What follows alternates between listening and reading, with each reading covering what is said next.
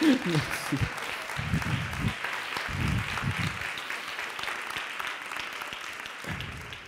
Merci beaucoup d'applaudir avant.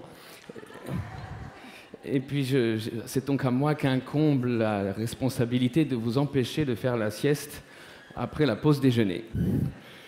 Et pour ce faire, je vais commencer par me présenter en utilisant une petite phrase que j'avais développée quand j'avais 4 ans, parce que j'avais remarqué que les gens posaient toujours les mêmes questions. Et comme les enfants sont très pragmatiques et très pratiques dans leur manière de voir le monde, je m'étais dit que, ma foi, si je pouvais répondre à toutes les questions que de toute manière on allait me poser, eh ben, on gagnerait beaucoup de temps.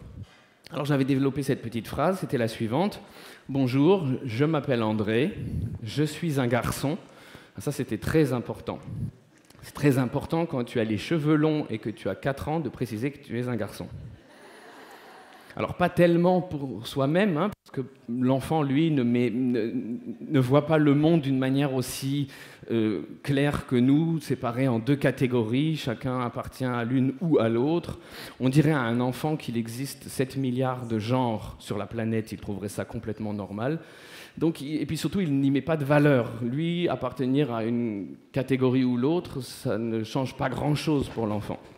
Mais en revanche, l'enfant, s'il annonce qu'il est un garçon, parce qu'une fois que tu l'as annoncé, tu peux avoir les cheveux longs et être un garçon. Hein, c'est seulement avant que c'est un problème.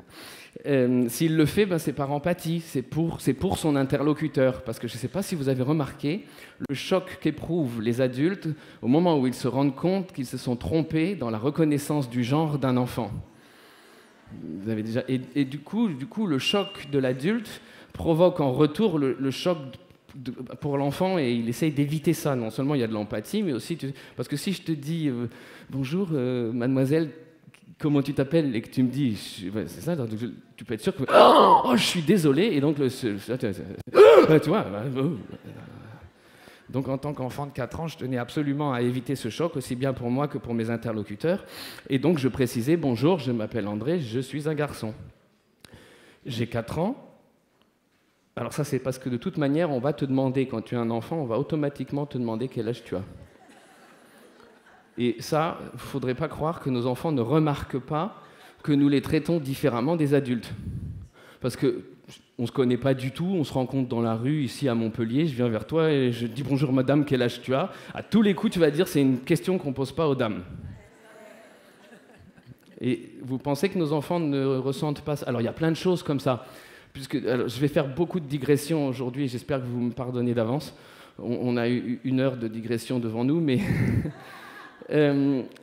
toutes ces manières, ça s'appelle l'agisme.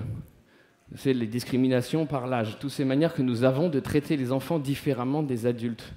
Eux, ça les frappe, voire ça les choque. Et si vous replongez en vous, vous vous souviendrez que ça ne nous plaisait pas. Parce que, encore une fois, je vais prendre le même exemple. On ne se connaît vraiment pas du tout. Enfin, là, maintenant, ça fait 2 minutes déjà. Mais ce midi, on se rencontre dans les rues de Montpellier. Je passe comme ça. Alors, je me permets de vous tutoyer quand je vous parle directement, puis je vous revois après les signatures, juste avant de partir. Et donc, on se croise dans la rue, tu vois, puis je m'arrête devant toi, puis je te passe la main dans les cheveux en disant « Oh, qu'est-ce qu'elle est mignonne !» Alors toi, ton âge, moi, mon âge, qu'est-ce qui va se produire? Tu vas me sauter à la gorge, j'espère. Tu vas crier, tu vas hurler, tu vas me pousser, tu vas faire appel à la solidarité des autres gens. Enfin... Ou alors je te passe la main sur le visage en disant « Qu'est-ce qu'elle est sage !» Vous croyez que ça les frappe pas, nos enfants, ça? Et à chaque fois, ça érige les murs du ghetto.